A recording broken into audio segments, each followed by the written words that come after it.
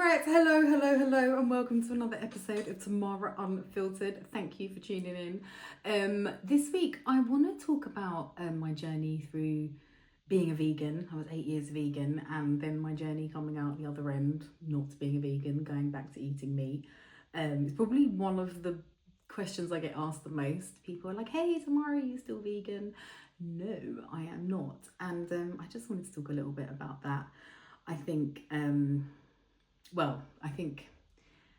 I think being vegan and then making the decision to go back for a lot of people is quite a monumental one because, I don't know, being vegan comes with so much, right? You do so much while you're vegan, and then to have to backtrack, I think takes a lot. But I have always been one of those people that I'm happy to hold my hands up when I'm wrong.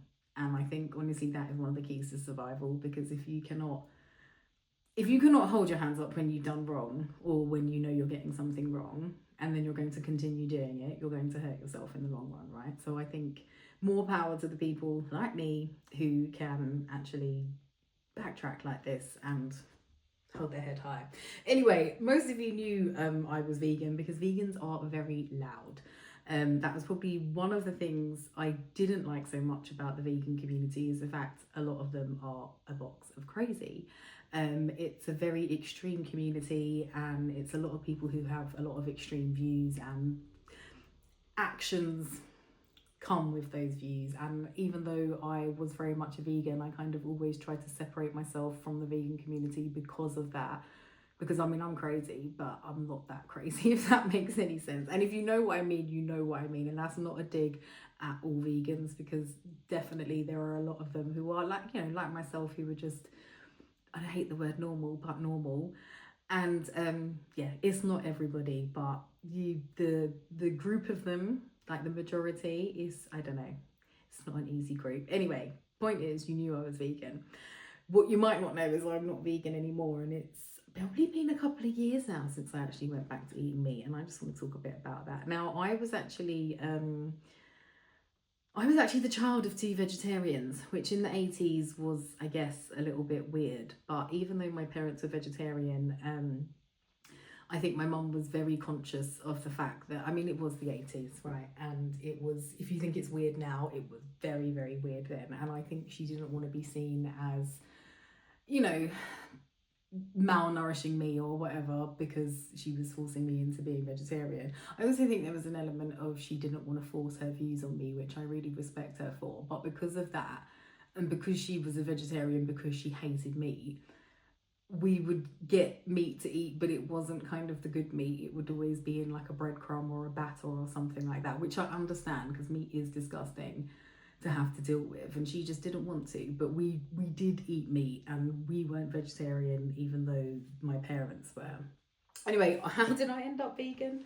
I think when I've been through on many journeys, been on many journeys in my life, and I've been through a lot. And there was a stage of my life where I was really deep into my healing. Now, I'm gonna say, I don't think healing ever ends.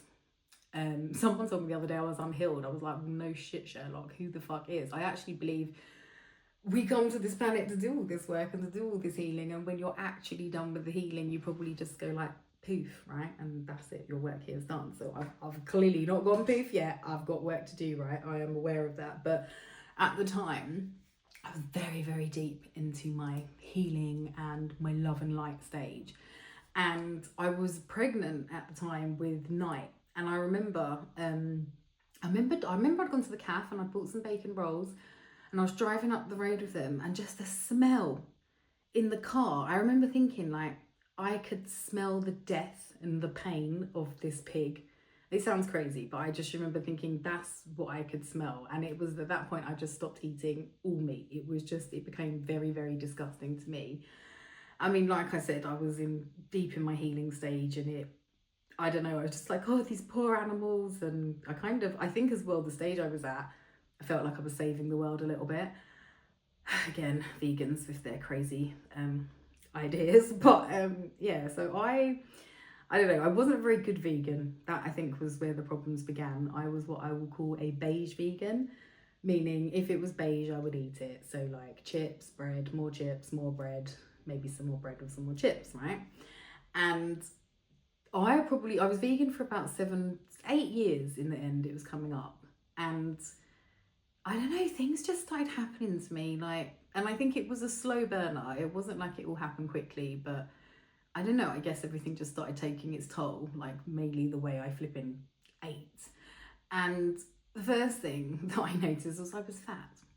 Now, I'm not fat because, I mean, if you see me, you know my build. I don't have the, well, touch word, don't have the potential to be obese, but I was noticeably a lot larger than when I was not a vegan, which was funny because a lot of vegans are like, they look all skinny and healthy, right? And that was just not me. I was just getting fatter and fatter. I also had a problem with my gums, and I mean, you literally just had to look at my gums or poke them ever so slightly, or even just suck like that. They would just be bleeding, constantly fucking bleeding, right? And I don't know, my bones just felt weak. If that even makes sense. I just felt they just felt weak, and I just didn't, I don't know, I just generally was not okay. I was just not okay.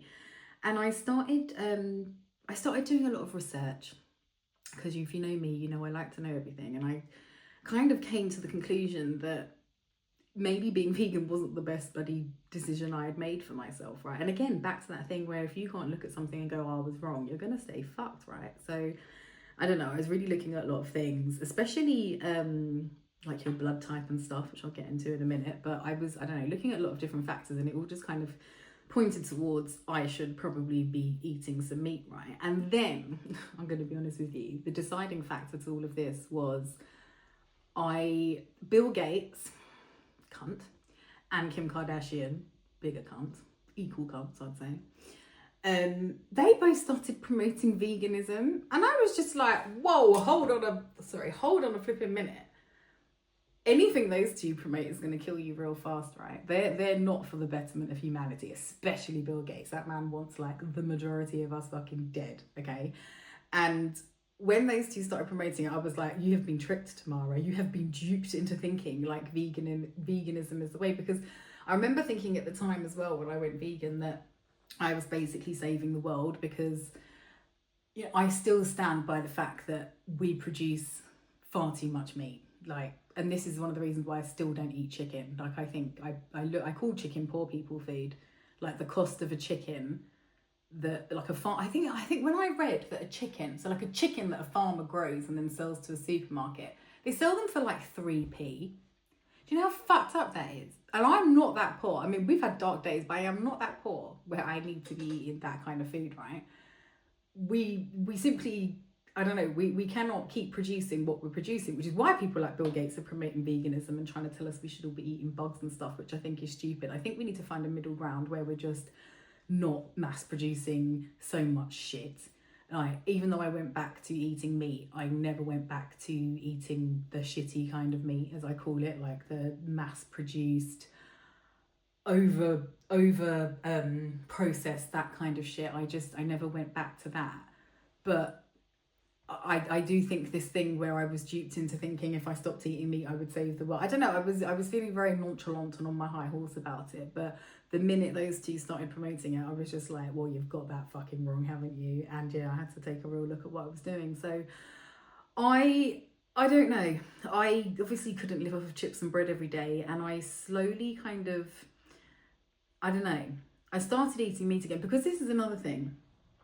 I felt like, what is the benefit to us all not eating meat, especially when these two idiots are promoting it? And I thought, really, I'm quite sick and quite docile.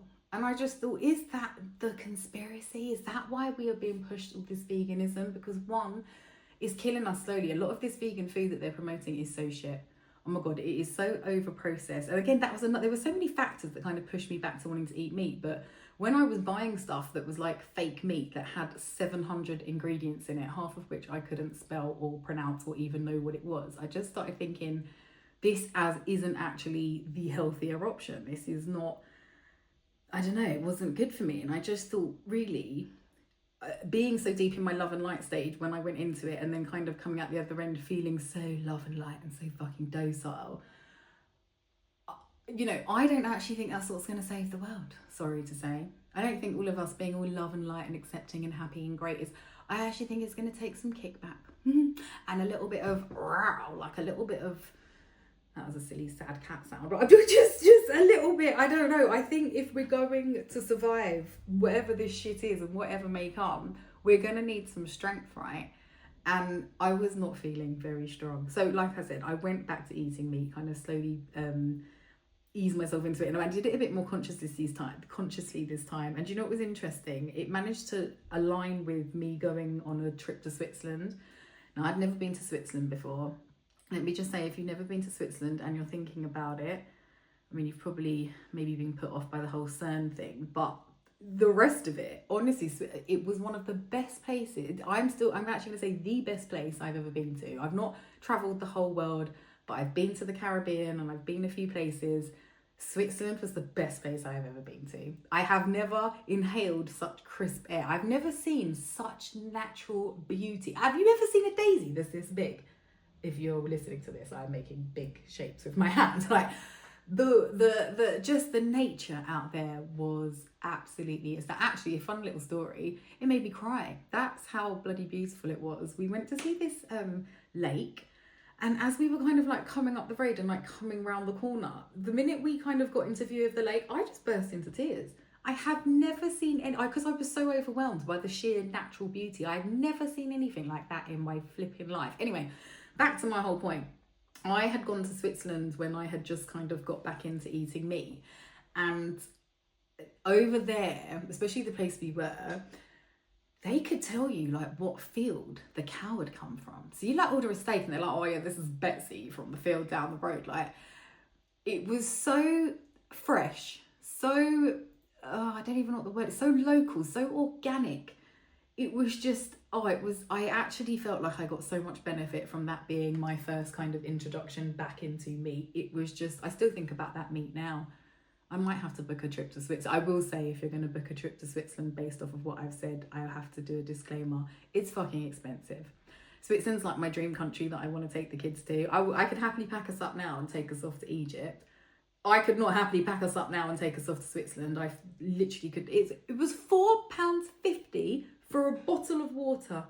Not a big one, just a small one, like a normal one you'd just put in your backpack on your merry travels. £4.50. I spent £30. I'll never forget, I bought a spaghetti bolognese. It was £30. Sorry, but I just had to let you know that Switzerland, as fucking great as it is eye-wateringly expensive.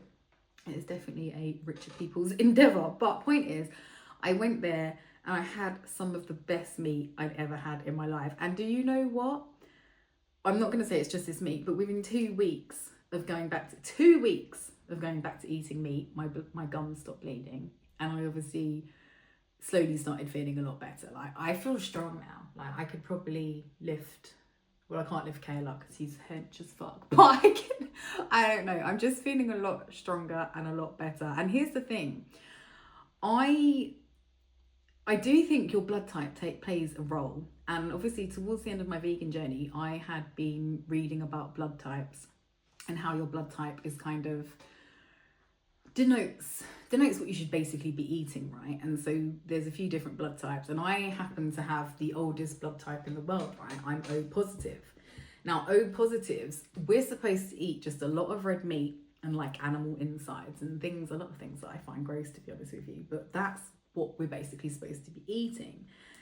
And I do think I have just been thriving so much more since I've been having some meat. And one of the things that prompted this podcast was, if you remember last week, I was talking about how I'd got quite unwell. I was having some issues and ended up losing quite a lot of blood, and I was trying to build back up my iron. And I've got these tablets. They're called Optimised Female. They're by a company called Ape Nutrition. Now, by the way, I must say I love this company. They sent me an email the other day. It was like 10 reasons why Bill Gates is an evil person. And I was just like, God, I love this fucking company. Like, they're not only very conscious, I don't know, their product is very good. So like all their products are like, it's like protein kind of stuff, right? So it's a lot of it's like animal based, or is all animal based, I should say. But they're all like grass fed and grown happily and nicely and taken well care of and not got any hormones and stuff like that. But the point is, one of the reasons I'd gone vegan is like I convinced myself it was the reason I was having bad periods. I kind of felt like, you know, eating dairy products especially, which are products of rape essentially, right? You know, my views on that hasn't changed, but I kind of really came from the place of, like, you know, eating all of that doom and destruction is really going to cause you to be having bad periods. But now fast forward to me taking these tablets, which are basically a bunch of cow insides. If you remember last week, I was saying I've just come off the best period of my life, like literally the best period of my life. And I think, I don't know, again, I don't think we should be over consuming, but I do think there's something to be said for consuming things like this that have been sourced kind of, I don't know if you can say ethically, a cow has still had to die at the end of the day, but responsibly, I guess, maybe, and just getting a good product. I don't know, I have really felt the benefit. So I feel like I need to hold my hands up and say I was wrong.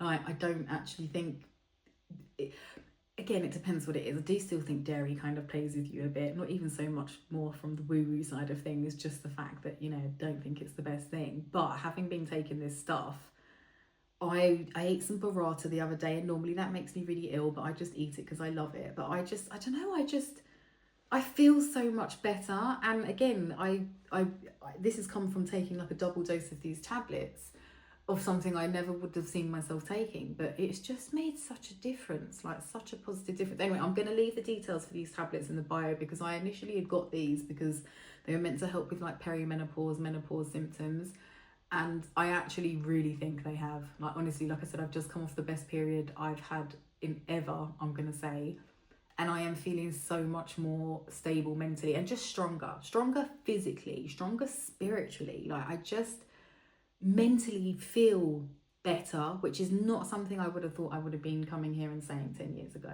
at all. But I just feel like I have to share this. And I will say, you know, I'm not saying everybody eats meat. I meant to do a little bit more research from this podcast because I can't remember the blood type. So please do not quote me on this, because this could be very much wrong. But I think it's type AB that is the one that copes very well with being vegan and actually thrives from that kind of diet, right? But that's actually not very many people that have that. And I don't know. The funny thing is as well, probably you're all going to message me, because I've had this question before when I've discussed this blood type thing. Like, how do we know our blood type? Do you know what I've realised? There's two things that are probably the most important things we could ever know, and they go to such great lengths to make sure you don't know, but that is your blood type and your time of birth, all right? These things are so important. And I've had 5 children, and it's only because I've had 5 children that on the front of your pregnancy notes, you've got your blood type, like in big. And it's only because I remember it being O positive, because obviously I'm O so positive. I wouldn't know. You wouldn't know. I don't even know how you'd probably have to pay to have a test done, right? It's not something common, and it's not something that's easy accessible, because again, I think we should be eating to our blood type, but they don't want us to know that. So of course they hide it. And I'm not going to get into the astrology thing, but knowing your time of birth is literally one of the most important things you could ever know.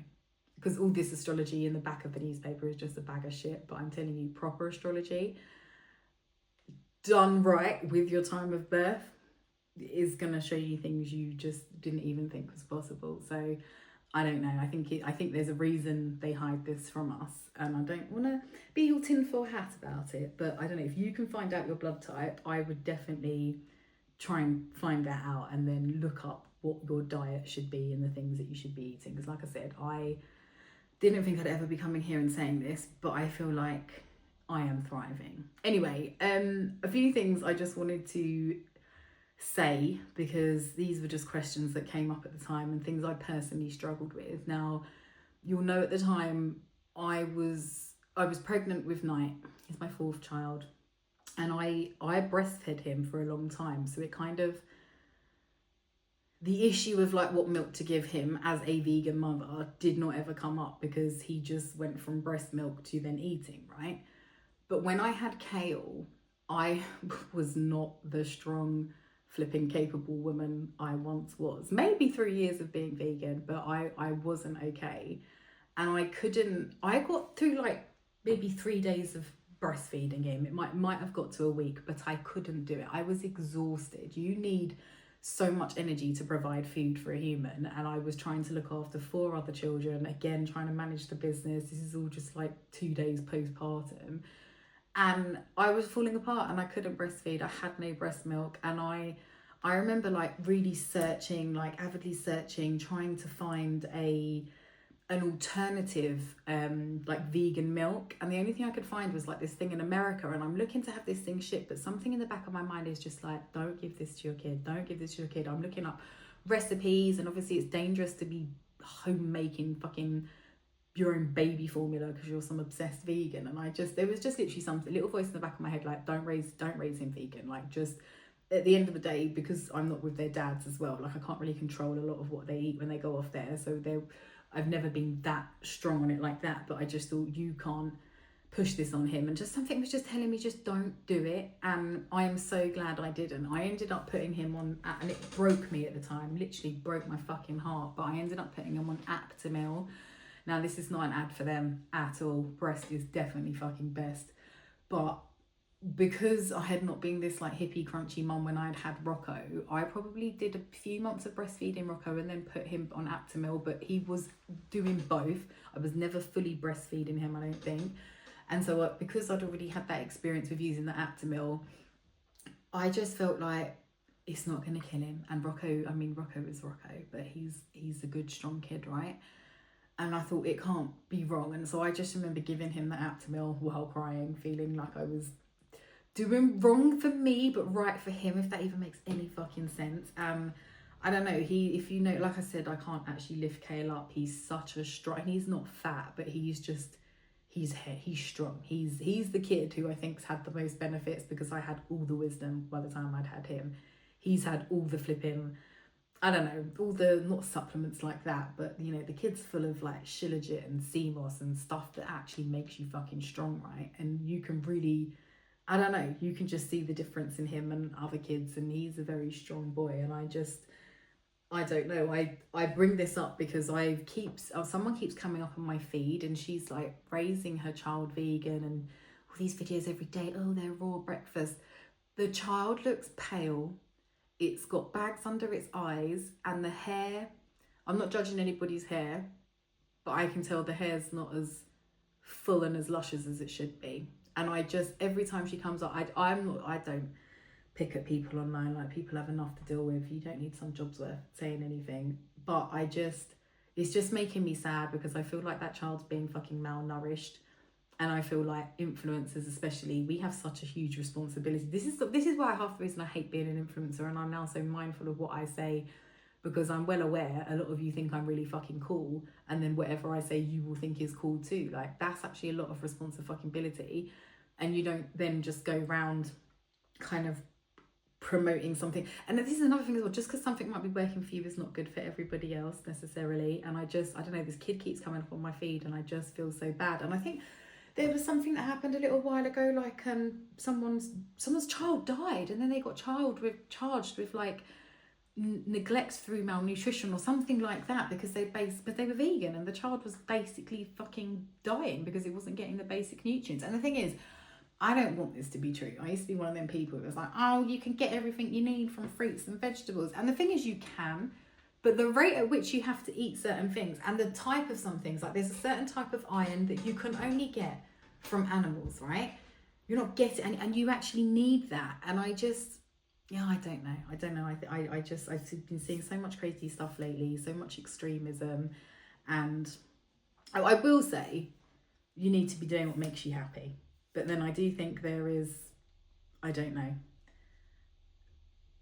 a level, I don't even know what I'm really trying to say, but because I'm the sort of person that I think mindset is everything. So I'm like, well, if you're eating a KFC while you're happy, you're going to be fine, you're going to be healthy. But we do have to factor in, like, our bodies are doing all this stuff inside that we can't see, and there are some things that we do that really don't support it, and things that we do that really do support it. And there is so much noise online at the moment, and you really just need to do what feels good for you. And this is what I mean. I felt very bad about having to backtrack on being a vegan for so long, but it felt a lot better for me to do that, if that makes sense. Like, I had to do what was best for me in that situation. So I'm, if you're vegan and listening to this, like, this might not be your journey, but if you're vegan and listen to this, and maybe your gums are bleeding, maybe you are feeling weak and feeling shit and whatever, and want to go back to eating meat, but you're scared of the other vegans or scared of what people will say, fuck that. All right, you're just going to keep yourself sick and not stay thriving. And I don't know, I think it's silly,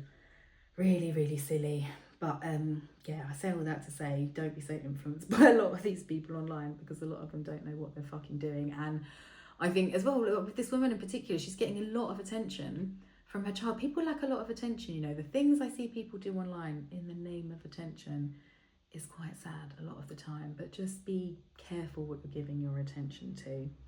Anyway, I just literally wanted to say a little bit about as well, like being a bit more, I'm not holier than, and I'm certainly not perfect, but I do still try and make more conscious efforts when it comes to eating meat. Like things like I went back to eating meat, but I still will not eat. There were two things I won't eat, and that is what I call elephant legs. You know, them things and big slabs of meat at the kebab shop. Will not eat that. And I will not eat McDonald's. Well, I will not eat English McDonald's. God, you want to hear a story about McDonald's? When I was deep in my tinfoil hat stage, I remember coming across, I don't know, it's an article, I don't know what the hell it was, but it was basically talking about how they did some randomized tests in America in McDonald's. So they took like 15 McDonald's, right? Tested all the meat in all the McDonald's. 12 out of the 15 McDonald's were found to have human meat in their burgers. Which is why now in my house we call them McChildren nuggets. And I'm very strong in my hate for McDonald's because, again, I don't want to get this, I don't want to be too weird, but where are all these missing people going? Anyway, point is, when I found out 12 out of 15 McDonald's had human meat in, I was like, I am not eating that fucking shit. But when we went to Egypt, we ended up at McDonald's, and I don't know, Amelia likes the chicken nuggets, right? Which pains me, but we got some chicken nuggets and they were actual chicken. And then I ended up getting a Big Mac, which was actually beef. Now, I can always tell if meat is good or bad through the next day and how it comes out and how it smells. I know that sounds disgusting, but that's how I tell whether or not good meat is good or bad. Those McDonald's Big Macs in Egypt, I actually think they're made out of beef because they're the buffest thing I ever had. I still think about that McDonald's now. I want to go back to Egypt just to eat that Big Mac. I'm not even gonna lie to you. It tasted like how McDonald's used to taste like when I was a child and I actually ate it. I don't know. Anyway, but I say all this to say I still will not eat McDonald's and I will not eat elephant leg meat. A fun story. Actually, is it a fun story? I don't want all the kebab shop men to come for me. Put it this way, I've known some questionable people in my life, and that elephant meat could be anything, and some people are, I don't know, some people are willing to be paid a hefty sum to get rid of other meat, and then it ends up in this questionable meat because who can even tell what the meat. Point is, I would not fucking eat that shit if you paid me, okay? And I strongly, as much as I said don't listen to the influencers, listen to this, all right? Don't eat that shit, okay? It's not good for you. But I still just try and make more conscious decisions and not eat the shit. Like I don't let the kids have pepperami and things like that, because I'm just like, that has been scraped off of a factory floor. It's got absolutely no benefit whatsoever. I mean, don't get me wrong, they have the odd hot dog here and there. And this is the thing as well.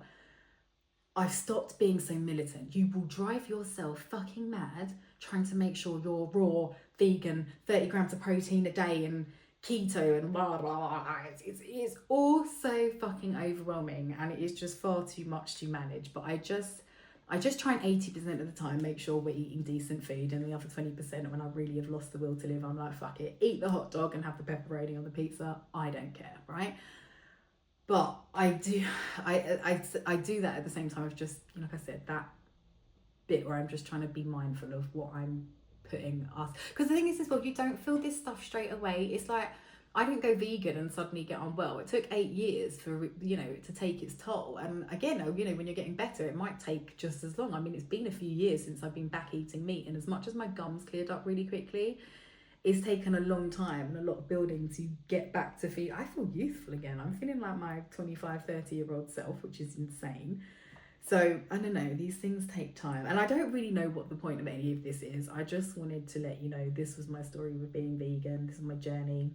If you are, I don't know, if you are someone, like I said before, feeling these things and wanting to going back to eating meat, but you're worried about the judgment and whatever, listen, let the vegans judge. As we all know, they're crazy because they're deficient in a lot of things, right? I mean, they're gonna be crazy. Leave them to it.